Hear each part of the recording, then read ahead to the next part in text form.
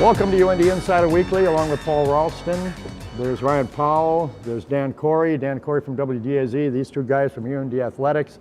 I'm Tim Hennessy, and welcome to the program once again. Let's talk about the Minnesota-North Dakota series, probably the biggest one in town this weekend in women's hockey.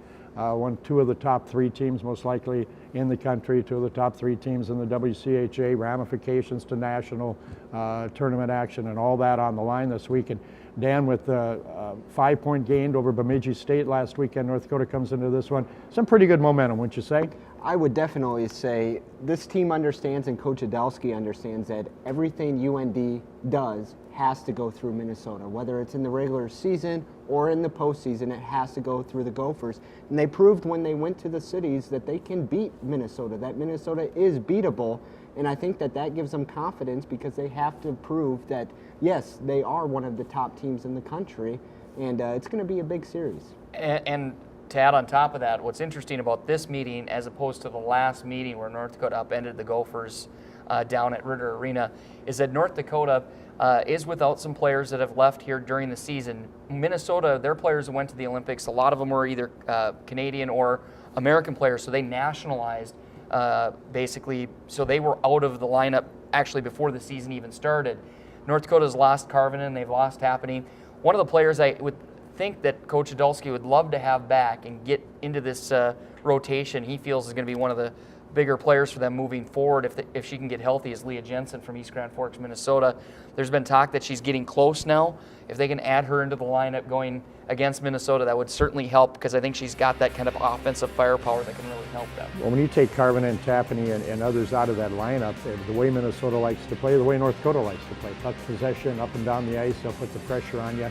You're not able to do it. I mean, Janet Karvinen may be the best player in the WCHA. She might be the best player in the country. You take her out of there offensively, it'll be interesting to see whether the coach will want to throttle back a little bit this weekend. I don't know.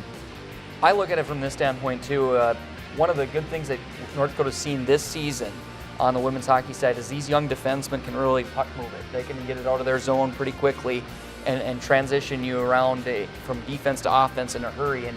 And if they can continue to do that, maybe that offsets the losses a little bit. If these young defensemen have a good series where, you know, once they gain possession in their end, can they hit the quick outlet and relieve that pressure that the Gophers can put on you? That's going to be crucial if these young defensemen take another step, and they've had big years already. This weekend at the Ralph, North Dakota and Minnesota in WCHA play. Men's hockey comes back from Denver after a split over the weekend. They're on top in the NCHC. Granted, St. Cloud State has a couple fewer games played so far, but I was in Denver Friday night. Outstanding effort, kind of consistently what they've been doing all along during their 9-game unbeaten streak going into that.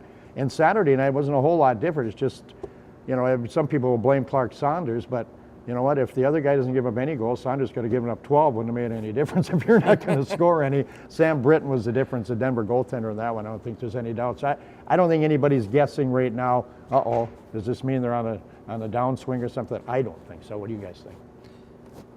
Oh, go ahead. I was going to say that. A lot of nodding. You know, the reality of it is that when you go to Denver, I mean, if you get 1 of 2, I mean, that's huge. When we were in the WCHA or whether, you know, we're in the NCHC, that's big to get one win. And certainly goals didn't go in the net. They had a lot of shots and a lot of opportunities. The thing I'm looking at right now, how about that kind of that blue collar line? Patton, Gorder, and who was the other one? Rodwell on that line? I think the team has kind of taken their cue from them right now. I don't know. It just seems like they've had the better of the play recently, and everybody's kind of playing off of them, which is kind of exciting to see. And their power play got him back in the groove a little bit on Friday night. Saturday night, it didn't make a difference what your power play did. Sam Britton was not going to give up a goal. I don't think there was any doubt about that. And their penalty kill, they got a good penalty kill. The 2 goals Denver got on the power play Friday night, one of them was just absolute fluke, coming off the end boards and off down in front instead of going around. It was the funniest thing you've ever seen, is watching the goaltender Saunders looking at his defenseman. They're both going, where to go? It's supposed to come around. Came out in front, tapped it. And the other one came with a couple of seconds left in the game. So, and they got a shorthanded goal. I think they're doing everything right. I don't think this week off is good for them, though. I mean, the way they've been playing, that's never good, is it, Ryan, for a team when you got things going pretty good to have to take time off? Well, I know I'm sitting in Brad's seat. I should have an elite hockey mind, but I don't. But I know about teams, and I know about, right. And in coming off the 9-game winning streak, and then you let one slip away, and then you run into a hot goaltender. Maybe need a week just to kind of take a step back and get focused and see how we end up the last 6 I weeks like of the that, season. positive. He takes a positive take on that one. The women's basketball team was 6-0 in the Big Sky for a while. All of a sudden, they're in second place after losing a couple of games. Jumped back in against Northern Arizona with a win on Saturday, getting back into first place in the Big Sky. How big is that with home games coming up, Paul? Well, certainly what was shocking was the score of that game in Sacramento State. my You goodness. dropped it, but I mean, you score 104 points without a 3-point field goal. That's just unbelievable.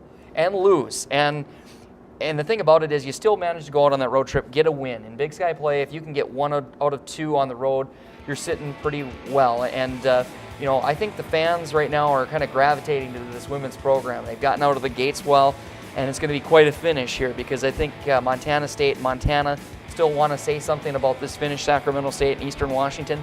I think it's going to be a real interesting finish here to this Big Sky season, and so North Dakota's got to feel pretty good about coming off the road trip, despite that Thursday night loss at Sacramento State, scoring the 104 and losing. But overall, coming home right now for a 4-game stretch, they got to be pretty excited about the opportunity that sits in front of them. Ryan, how do you get 104 points, turn it over, 26 times? And lose?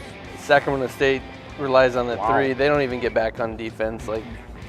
Literally, they took 42 3-point shots. Wasn't it Pepperdine? Yeah. Loyola, Marymount. Marymount, Yeah. that was it. Cornell. Yeah. I think they were 16 for 42 from 3-point range, and we were 0 for 1, and that one attempt was late in the game when we were trying to get something to fall. But I think what you can take from the split, playing without Maya Lloyd, who's arguably one of the best players in the Big Sky, is you need someone to step up, and that was Michaela. Michaela Dyer had 20-plus points in both of those games, and I think even one before that. So she's starting to figure it out. She's a Wisconsin transfer that just got eligible at mid-year, so she's really been that player that when someone goes down, you got to have someone step up, and that's been her. Huge plus for them to have her in the lineup. Absolutely. And Dan, the rebounding for North Dakota has been just amazing this year. Those numbers are just shocking sometimes in Big Sky play. But I guess you get into a game against Sacramento State where maybe that's not really a big factor when you can really utilize your bigs. But really, in Big Sky play, it's been huge, hasn't it? Yeah, maybe Sacramento State, maybe a fluke game, but you mentioned her name, Maya Lloyd, unbelievable, leading the Big Sky in conference, standing not even 5'10". She's been a spark plug, and Dyer coming off the bench, it just adds more depth. You want to be playing your best basketball in March, and if UND can get fully healthy, I think they have the capability of doing that. Okay, guys, they get no 3-pointers and score 104. The men get 13 3-pointers against Northern Arizona on Saturday. What's going on there? Well, I'll tell you this. You know all about that. We've been waiting for a game where everybody was clicking, shooting the 3, and they all fed off of it. I mean, that was really neat to see. Cole Steffen came into the program advertised as a guy that can shoot the 3. And we've seen him with his stroke have a couple be spin in and out this year where he had a chance to have multiple 3-point games. He hit 3. Aaron Anderson hits 3. Jamal Webb hits 3 big ones in the second half. He's really been fighting it a little bit. So you look at it from these guys, they all fed off of one another. And, it was a real positive game in so many aspects against Northern Arizona, but it was a really good weekend. You get to 5-3 in the conference right now, going on a 4-game road stretch. And that's where you had to be. That's where they had to be. They had to get these 2. And it's a credit to Coach Jones and his team that they were able to do so. It was, and I think winning 3 straight, going into 2 places where you won last year helps too. We got the sweep at Eastern Washington and Portland State last year, so I think they can feed off of that confidence a little bit. Like Paul said, 13 for 23, that's a season high in 3-pointers. But it was a lot of just everything, 5 guys in double figures. We hadn't done that since the season opener at Minnesota Morris. So everything was going good, and I think Troy Huff had 8 points. I was going to say, a little different lineup. Troy Huff didn't play a whole lot in the second half, did he? He did not. I think that was a coaching decision just because maybe Steffen had the hot hand and was playing well that game, and those things happened. But one thing Troy did do was pass Phil Jackson on the all-time scoring list, so that was a pretty cool nugget. It's not every day you pass a guy like Phil Jackson on the career scoring list, and he did that. So he's had a great career, and there will be good things from Troy down the stretch here. 3 out of 4 or 2 out of 4 do they need on this road trip? I'll take 2 out of 4. 3 and 1 would be great, but Coach Jones is a believer in splitting on the road, and if you do that, I think you're okay. The one thing I'll say about Northern Arizona, Sacramento State, I think all the teams in the conference I've seen so far this year are better. Coach Jones talks about it all the time. I just think it's such a challenge to win all games on your home court and on the road. All the teams in the Big Sky seem improved. Sacramento State, to me, seemed like they had taken another step. Northern Arizona, their nickname's the Lumberjacks. I thought they had a whole bunch of Paul Bunions on the team. And I say that Glad I didn't know affectionately. you were going there. But they were big, they were huge, and North Dakota, despite being undersized, figured out a way to win. So credit to them. But here we go on a big road trip. It's gonna be a lot of fun to see where we fit coming out of it. See, he said one thing, right?